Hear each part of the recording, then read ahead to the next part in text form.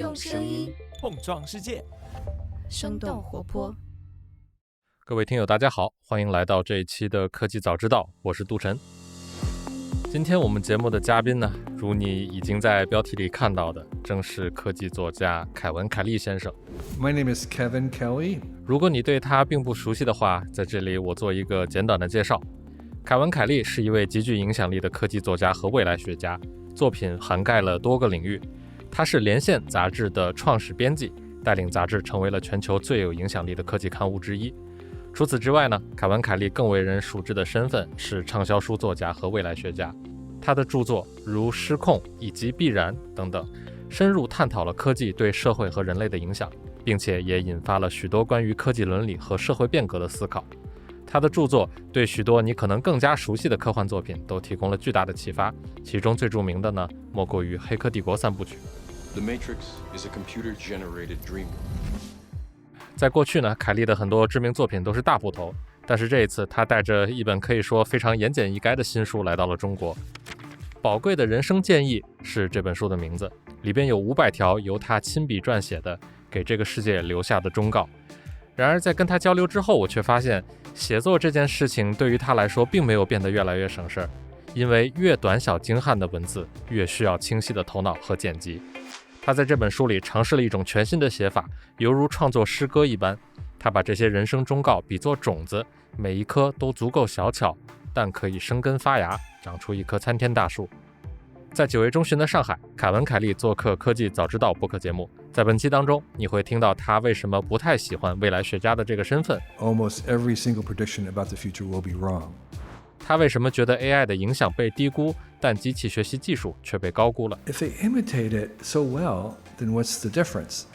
他为什么鼓励我们所有人这一辈子都要尽全力不成为亿万富翁？ Try as hard as you can to never have $1 billion.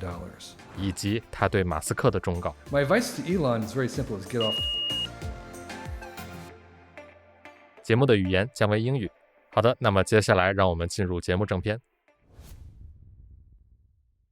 Mr. Kelly, welcome to the podcast. I am personally a big fan of your work, and I'm sure lots of our listeners are too. But just in case some of our listeners aren't that familiar with you, would you care to introduce yourself? Yes, thank you for having me. My name is Kevin Kelly. I am a co-founder of Wired magazine, which is about the culture of technology. And I've been the author of several books trying to think about what technology means to us and where it might go. And I recently wrote a book, The Next 5,000 Days, which is about what's next. That's amazing. So welcome to Shanghai and welcome to the show. I believe the last time you were here, was it in 2016? In Shanghai, probably. Right. So back then you laid out some possible options for Shanghai in terms of which technology they can develop and what industry consolidation to work on. For example, you mentioned that you could work on artificial intelligence or maybe virtual reality. From what I could tell, this city and its surrounding area has been putting much effort in the transformation of the automotive industry, for instance. Many public roads have been designated as high-level autonomous driving test zones, and they are being utilized by lots of local self-driving companies, so on and so forth. So I wonder what's your thought on Shanghai's development for technology since the last time you were here, and about China in general? I haven't been in China for 4 years, so I feel very much out of sync with what's happening here. And that's one of the reasons why I'm back, is to kind of learn as much as I can. And I've said for a while, I think China is poised in its own development to generate a widely, universally desired consumer device that's the highest quality design and technology. And I thought that it would be something like an electric car or a self-driving car, maybe. But everything about China's capabilities and its own interest in AI, I thought that that was a really good conjunction of a practical, implemented, deployed technology at scale. And so whether it happens in Shanghai or not, I don't know enough about China's own internal industry. But I do think that I can easily imagine an iPhone equivalent of an electric car that everybody in the world wants, made here and is exported worldwide. So you have been recognized in China as a tech visionary, a futurist. I'm sure people ask you all the time questions like, what's your take on the future? What's your prediction, etc.? But I know you personally don't like to use the term futurist to describe yourself. Specifically, I listened to Steve Dubner of the Freakonomics Radio interviewing you, and you said most of what we're doing is trying to predict the present. So my questions are, why do you say that? What does predicting the present exactly mean? And how would you, that is, if you would like to, set the record straight once and for all, that you are not a futurist, you are not even trying to predict the future? So I don't call myself the futurist because I know that almost every single prediction about the future will be wrong. But you can be productively wrong. So I will talk about the future knowing that I'm wrong, but even though that's wrong, that idea of it can still be productive. It still can be useful. So even if you have a vision of the future that's not correct, the fact that you had a vision that was positive can still be helpful. So I will continue to talk about the future, and in that sense, I guess I'm a futurist, but I'm not a futurist in trying to predict where things are going. I'm trying to be useful in helping people prepare for the future. And as I said, the difficult part is really predicting the present. And by that I mean just literally being able to see what is going on right now. So I spend a lot of time with AI, and part of it is to understand exactly what is happening with AI, not in the abstract sense, not in what the press releases say, but how do people actually use them? How does it actually change their job? How does it change about how they think about themselves? What actually is the present? If I can get a better look at what is happening, it makes it easier to think about the future. And part of thinking about the future is that we have assumptions. We have stories and pictures in our own mind, and it's very hard to let go of those prejudices. And so if we think about robots, we have pictures of the Terminator, we have pictures of Star Wars. We think we know what robots are. But part of my attempt is to try to forget those pictures and say, well, what do we have right now here? And then let's think about the future. So on the topic of AI, this is at least one prediction that you made about the future. So earlier this year with Noah Smith, you said that artificial intelligence is quote unquote underhyped and will be arguing, discussing, and wrangling with the changes brought about by AI for the next decades, largely because its full effects on human society will take centuries to play out. I agree with that, but people like us, we think in terms of 5 to 10 years at most. Sure. And some of us are already like scared about the possibility that us having to compete with AI in the future.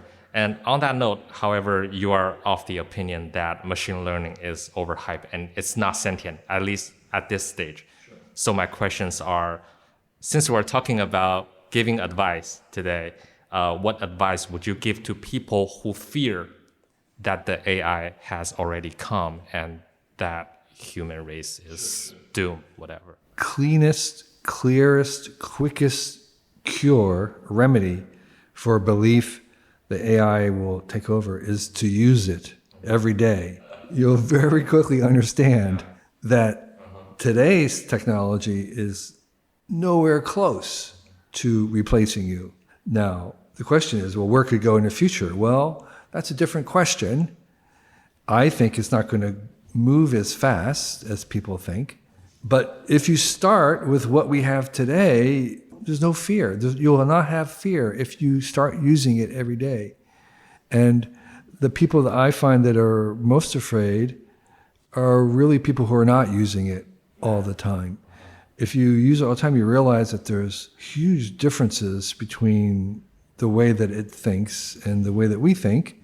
And we're still figuring out what those differences are. The way I like to describe the current batch of AIs in the world, the large language models, the ones that are making all the news right now. They're not the only way to do AI, but they're the ones that are now the most popular and have shocked us the most. And the thing about them is, and many people will say, is that they're built to predict the next word. Well, that's true, but that's not the only thing they're doing. So the big transition is that they are predicting patterns. They're imitating humans. Okay, so that's what they're good at. And it turns out that language not only has a pattern of language, not in a sentence, but if you take a paragraph, there is intelligence built into most paragraphs. If you take a book, that book will be making an argument or something that seems very intelligent. So the language models, the AIs can imitate the logic of humans. We say they're imitating genius. And so these are able to imitate the genius of a paragraph, the genius of a book that actually has intelligence in it. And so we can say, well, they're not really intelligent because they're just imitating it. But if they imitate it so well, then what's the difference? The question is, most of what they're imitating a certain kind of intelligence that we find in books, in pictures, in writing. That's not the only kind of intelligence that we have. We do other things. We behave in other ways that's not captured by language. And that's kind of what's missing so far.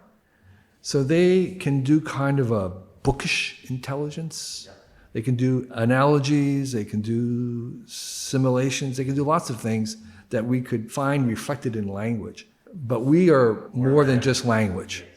So that's what we have so far. What we have so far are AIs that can imitate the intelligence that we find in a language where we can make a logical deduction, we can make an inference, we can make an analogy. All those are found in what we write. And so it's imitating that. And so that's very powerful. We don't know yet what we can do with it, and we don't know what we can't do with it. But it's very clear that what we do is more than just that. But nonetheless, that's still a very powerful thing. I mean, that's incredibly powerful if we can have the intelligence of a book. That's like, wow. And so we're kind of exploring right now for the next 5 years, how far can we go with that kind of imitating genius? And everybody will have access to one. And it's like, what can you do if you have a million little geniuses? And the answer is probably a lot, but not everything. Exactly. You mentioned earlier that you are using AI every day, right? Would you like to tell us, like, how have you been using them, and how do you find them useful to you? Sure. I use one set to do art. I co-create art with them. And a lot of people, again, who were afraid of it, they thought, it's going to be like you just push a button and they make the art. No, it doesn't work that way. It's a little bit like photography. When photography and cameras first came along, the painters thought, oh, they just pushed a button. That's not art. Well, anybody who knows a great photographer is that they'll take hundreds of pictures. They can take a picture better than you because they are moving through it. They're picking the right perspective, the right lighting. There's a lot going on to just clicking the button. And the same thing with AI art is I will spend half hour, an hour working on a picture, going through iterations and asking it, and like a little bit like photography, I'm hunting, I'm looking for the right prompt, the right perspective. So it takes a lot of time, and it's not just clicking a button, it's actually co-creating. I'm very confident and very comfortable putting my name with the AI. And so I'm making the art, and then on the language models, what it's good for is summaries, taking lots of things and summarizing them and categorizing it, kind of logically structuring things. And the more weird and hard for us to kind of download it, the more powerful they are. And they're good for going into places where I don't know anything. And it's really good at being kind of creative, of doing something I could do, but would be so time consuming, like to take two different fields and mash them together. That's something I could do, but man, it would just take me weeks. to do it. And they can do it in seconds. So that kind of a summary, a distillation, an abstracting is really good.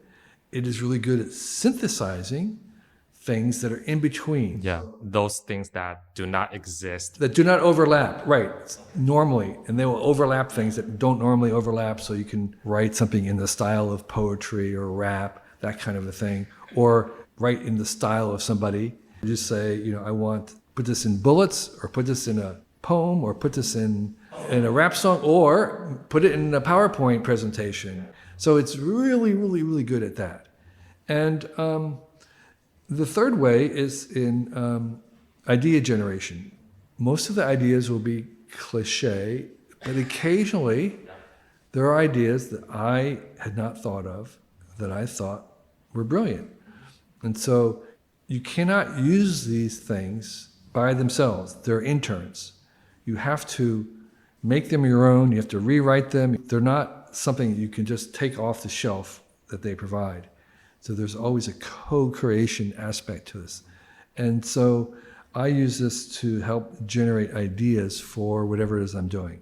Cool. I mean, I personally find even some of the creations of those AI are cliche. I find them useful. I find them, they can be used in circumstances where cliche is basically enough. For example, when we are having to deal with sometimes clients and we have to give them ideas, sometimes they will even go with the most cliche one. Sure. We could take our conversation we just had so far, and you could ask the chat to summarize 5 bullet points from it. Now, that is something that you and I could do, but it'll take us an hour to do it well. And this will do it in seconds. And it'll do a pretty good job. You're not looking for genius at that point. You're just looking for something that's average and adequate, and that's all that you need. And so there's a lot of chores like that, where just having the median average intern thing is good enough for what we're trying to do.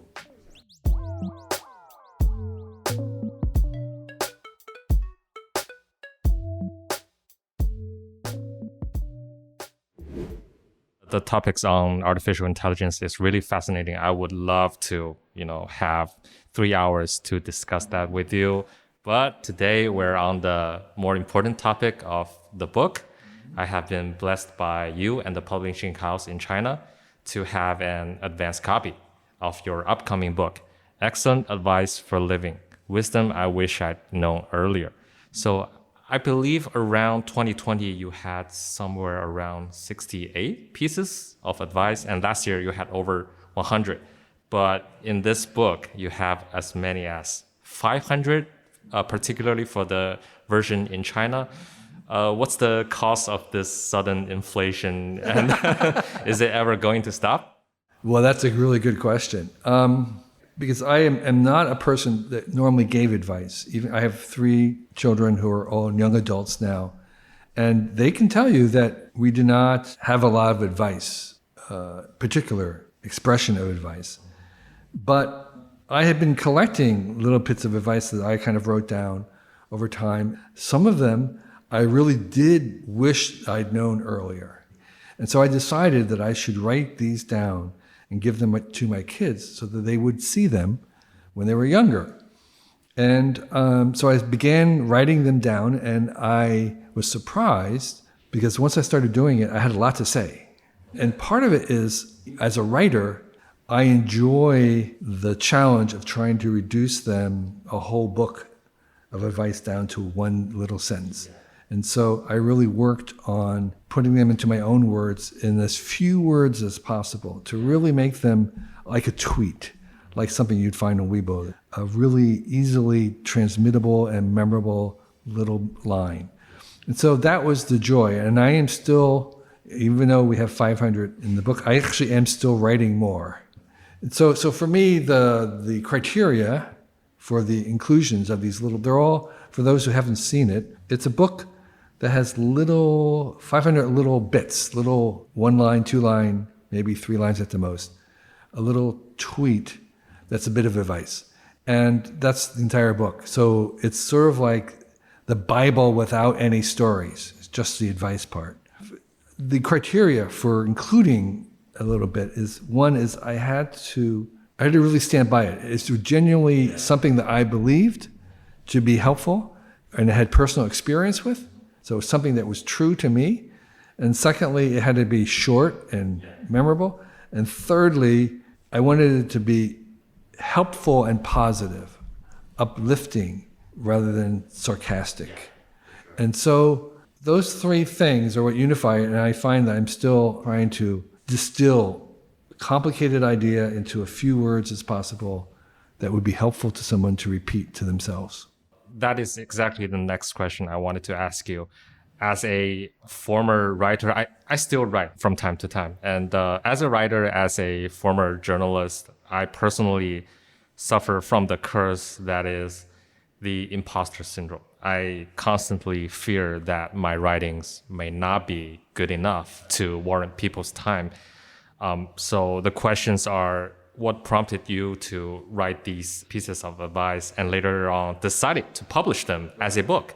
And during that process, did you ever fear that these pieces might not be good or distinct enough? Yeah. So for those who don't know, the imposter syndrome is this feeling that people who are making that they don't deserve to be saying things, or they don't deserve any of the recognition that they might get, that they're kind of impostoring, they're faking it. It's a real thing. And by the way, many celebrities still feel that way. Even though they, by any measure, have succeeded, it's something that for some people doesn't go away. They have to kind of confront it. So for me, that's not been a problem. I feel that the only permission that you need is to be authentic about what it is that you're saying, to be sure you're not just repeating what sounds good or what other people have said.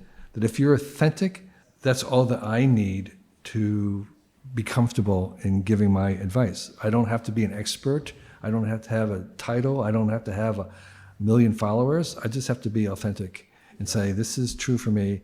And that's all that anybody, I believe, needs. And so my advice then for the people who feel that is that if you are really working to make it something that only you can say or do, that's coming from you and is not imitating it, then you are the ordained. You are the God. And so you don't need to feel an imposter because you're not posing as somebody. That's imposter. You're posing. If you're not posing, then you don't need to have that feeling. So let's dive into the book. Yeah. On the topic of giving advice, you wrote on page 201, I believe, on the Chinese version, that the best way to advise young people is to find out what they really want to do and then advise them to do it. So we're in a world that is as diverse as possible, and there are endless types of people with different ideas, beliefs, goals, etc., etc.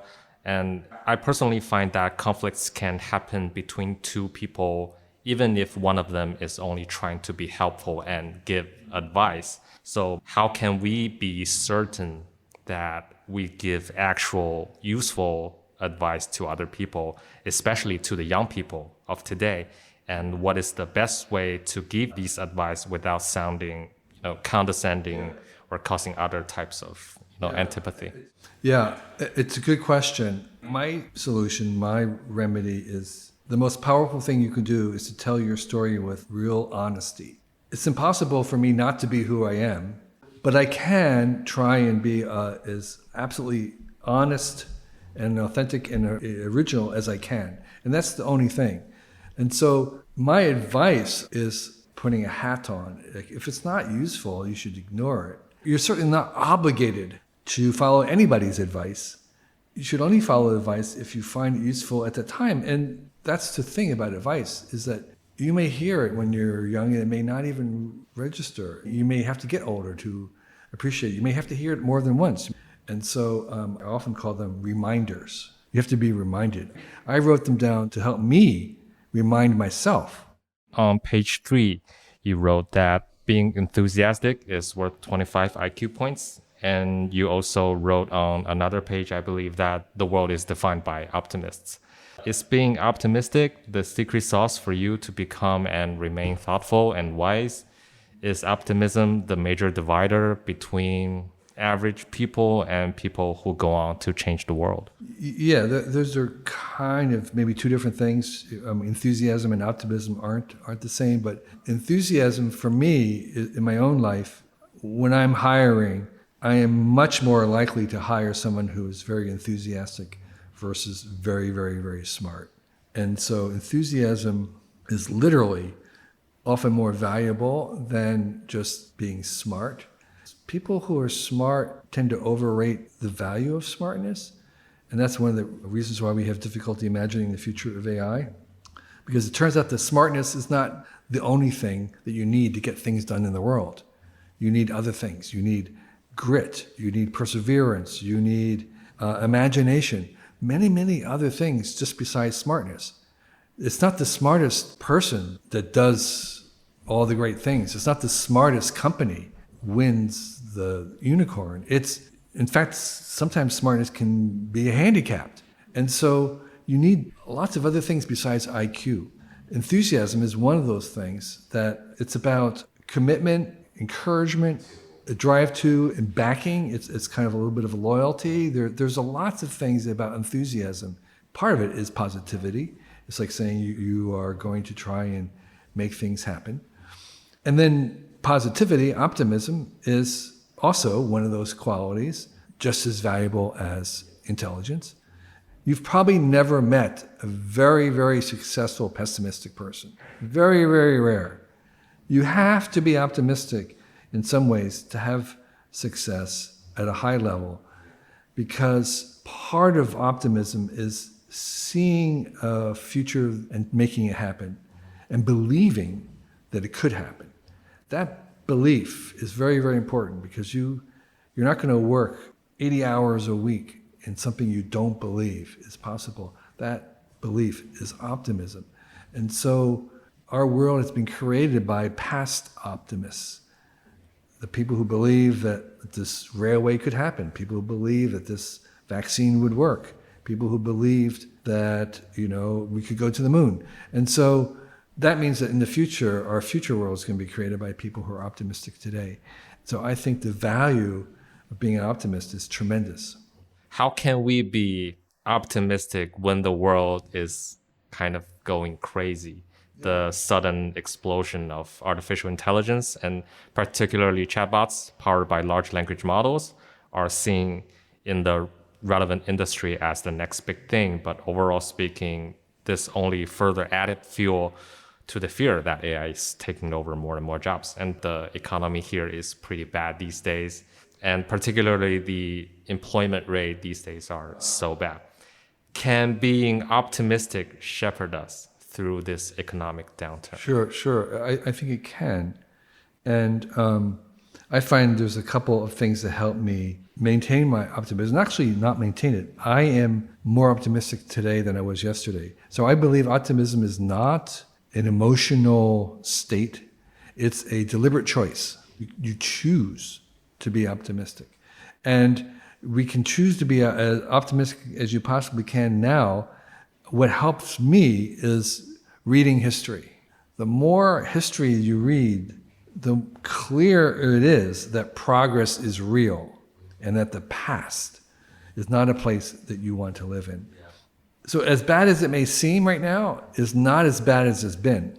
We will, on average, make things a little better. Of course, there are parts of the world, like Ukraine and other places, where you have a healthy body. Even a healthy body will have some areas that have cuts and bruises, and you want to recover from those as fast as possible. But on average, we can be optimistic because we are in a world where we can improve a little tiny bit. And so the other thing that helps you be optimistic is to realize that those improvements are almost not visible. They're just a few percentages. But they're compounded. So you can be optimistic because you understand the value of compounding.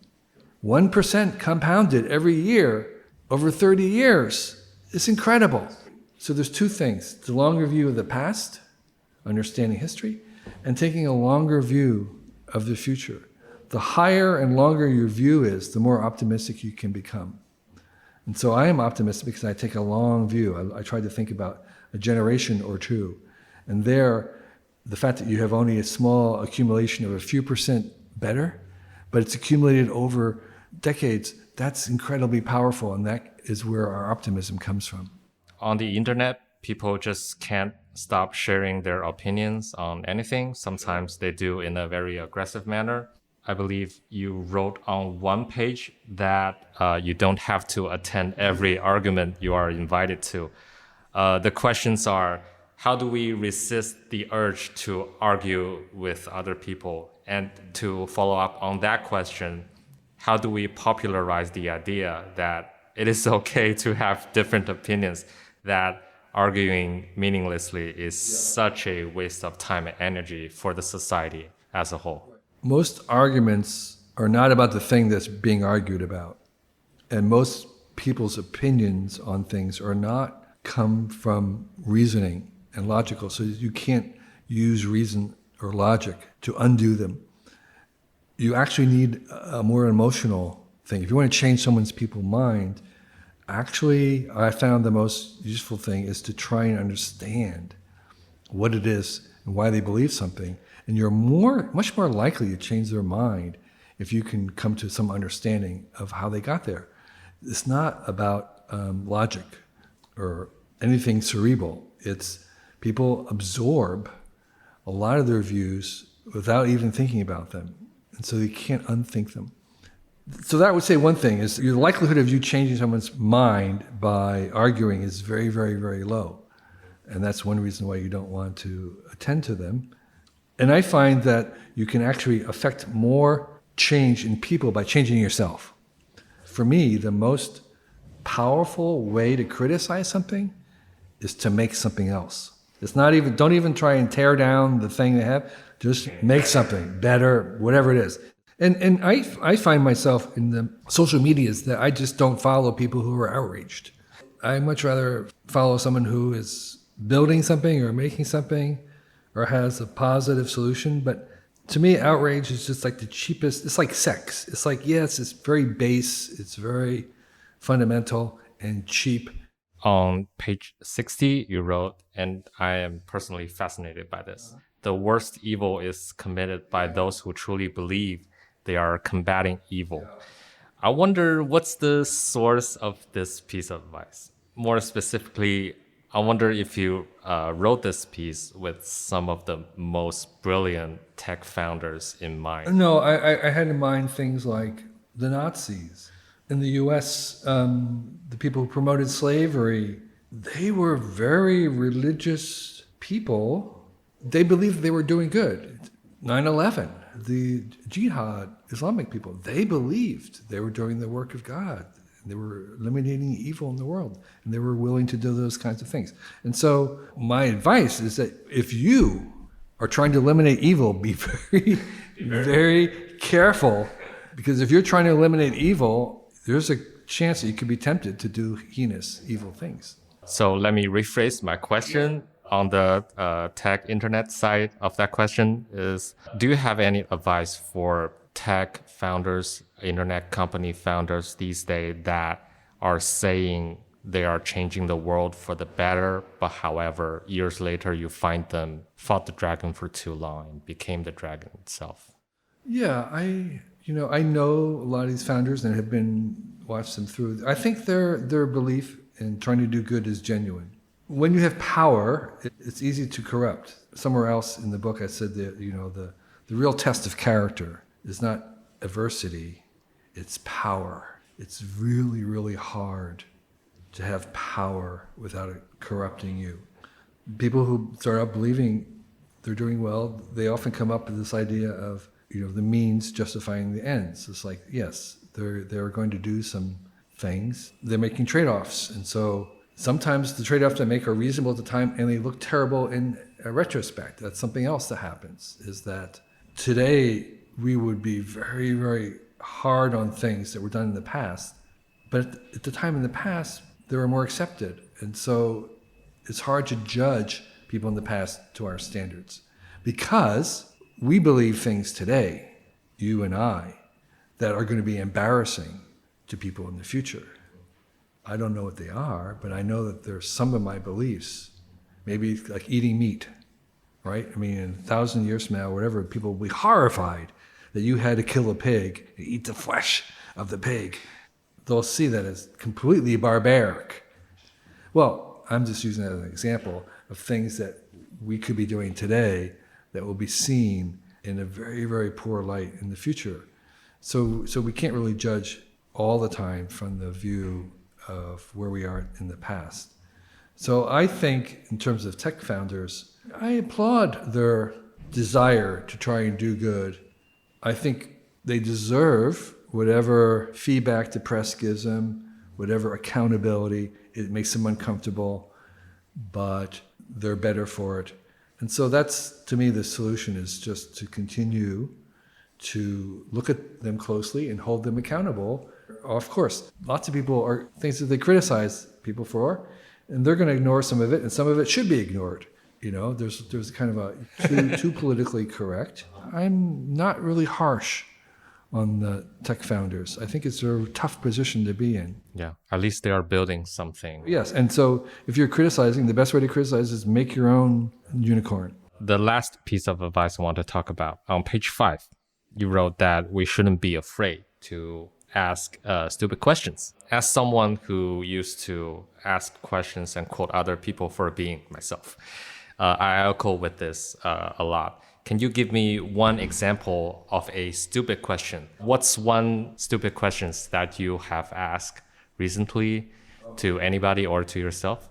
Yeah, as I said, I don't really think there are stupid questions. You kind of want to ask a question that you're thinking of, and it may seem stupid because you think, well, everybody knows the answer to this, but I don't know what the answer is, so I'm going to ask. So I have heard a lot about AI or something, and I'm going to go in and someone's, like you say, there's a CEO and they're saying, and they're using all kind of jargon.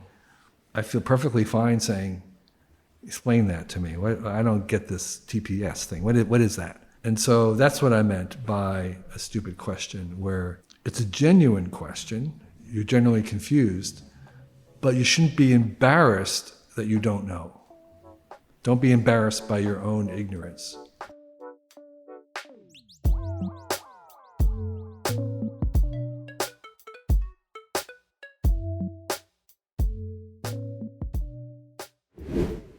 Right. I want to move on to a part where, as a writer, I want to discuss with you topics on writing itself. So you have been writing for decades about technology, about human society. And I say on behalf of many of your readers in China that we love your writing for the complexity demonstrated. And now you come out with this new book, which is as short as it gets when it comes to writing.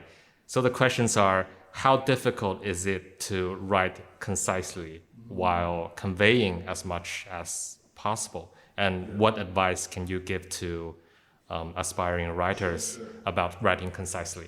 Yes, so this is a book that has 450 sentences, we'll say, or 500 sentences. It's really, really short.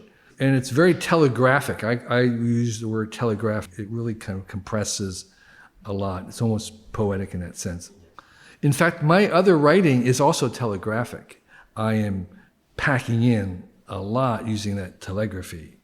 The writing styles are very, very similar in a certain sense. It's just that the ambition or the scale of what I'm trying to do is much smaller in this book. And so this was, in a certain sense, a continuation of my style by just to remove any need to tell any kind of a story at all. And I'm just going to give you the punchline. I'm just going to give you the takeaway. And I find it very interesting that you compare these pieces of advice in the books as seeds, that each of them can be sort of sowed and grown into a full-length piece on the topic. Correct me if I'm wrong. There are writings that are just short and do the job versus writings that are not only concise, but also they are like seeds. They can grow into something. They inspire readers to think beyond the content. Is there a difference deep down between writers and editors just, deleting words from the article versus carefully peeling the fruit and revealing the seed? Is there a difference deep down between? I think there is a difference. Even in my nonfiction writing and when I was editing Wired, what we really tried to do was to remove all unnecessary words because people have a short attention span, and the smaller things are, the easier they are to consume. So you want things to be as small as possible. There's also a beauty in words, sometimes require length, so there's a balancing thing. To say something in a very lyrical way can help you remember it. So there are competing different factors in trying to edit something. It's not only the shortest version. You want the clearest version. You want the version that's most memorable. So there's lots of competing things. And so I don't know if there's a huge difference between removing everything and then trying to have it as a seed. The seed thing, I think, is closer to what poetry tries to do. Poetry is sort of evoking. It doesn't want to say things. It wants you to say it in your mind, kind of. It wants to evoke, suggest, hint at something, and then have you fill it in. So I think this book is a little closer to that in the sense of, it's going to say something that might remind you of something that you begin to fill in that seed sense of growing, where you are kind of doing more of the work. And that's one of the reasons why poetry is harder to read, because you're having to work a little bit. You got to make up the answer. This book may be a little closer to that in the sense that people tell me that they read 2 pages and that's all they can read. They have to think about it, or they don't want to read it. I mean, they could, but they want to kind of take their time to contemplate it, to unpack it, because this is a little bit like poetry in the sense that you are kind of bringing to it the completion of it, and you're completing it in your mind. Would you suggest a right way to read this book, like maybe 1-2 pages per day? Yes. In fact, originally it was going to be 1 a day. On my tweet stream, I release 1 a day. And we talked about an app that did 1 a day. So I think, in fact, the best way is to read 1 a day. The next question. From whom do you seek advice? Yes. Describe who they are, what they're like, and tell us how do we go about finding people like them to get advice from? Sure. That's a good question. And I was very fortunate to have some mentors and people that I worked with who I respected tremendously and admired. I always valued wisdom over intelligence. And I always was seeking out those who were wise. It wasn't so much things that they said that I was copying down. It was the life that they were living and the priorities they had and the way they made the trade-offs and the decisions that they made and the process they had it.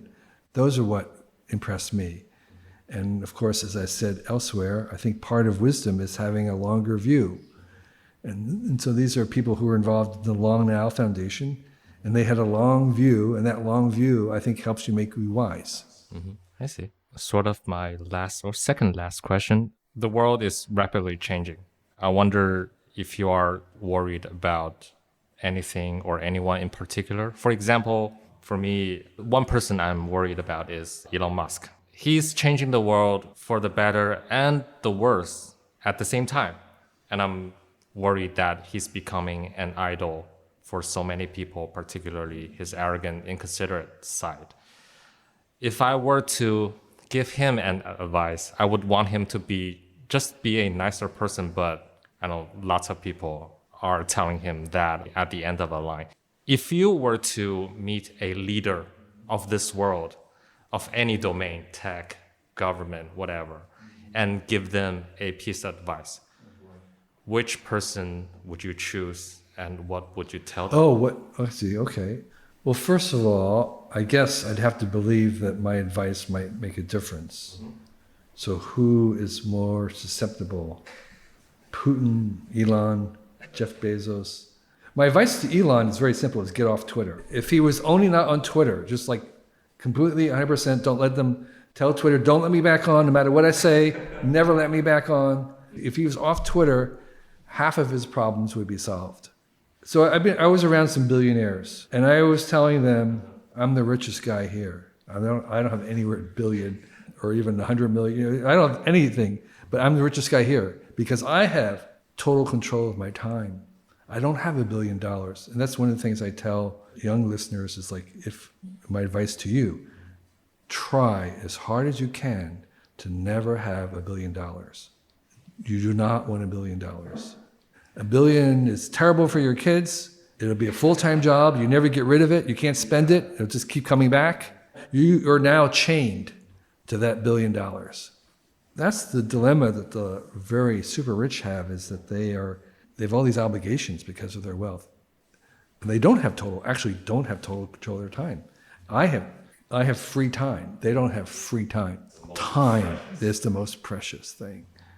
And so I feel wealthier than they do.